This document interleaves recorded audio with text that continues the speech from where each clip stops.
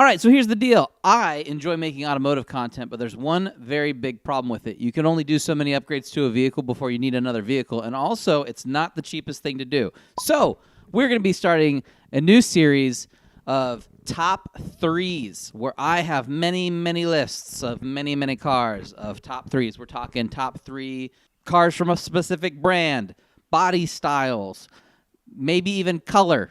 Which cars look best in a color, but today we're going to kick things off with, of course, one that is in the eye of the beholder, the top 3 ugly cars. So let's start making some people upset. And starting things off at number 3, we have the Fiat Multipla. Now, this was never sold over here in the United States, and thankfully I didn't have to look at it in person because of that. But this thing is not a good-looking vehicle. Now, like I said, beauty's in the eye of the beholder. If you like it, you go for it. But it does not look right with the lights and the weird curve and kind of the bubble shape and then its profile, and it just doesn't work. I don't like it. I don't think it looks good. You're probably familiar with this vehicle if you watch Top Gear. The next car as well you may be familiar with because of Top Gear too. So let's jump to number 2. And number 2, of course, would then be the Ford Scorpio, the Mark II.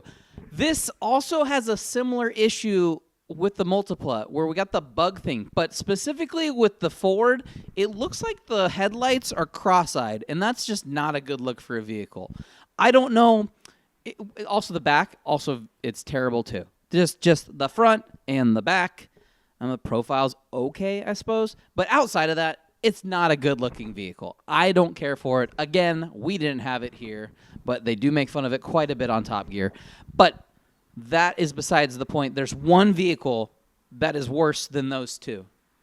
So that means number 1, of course, is a new vehicle. You could probably guess what it is.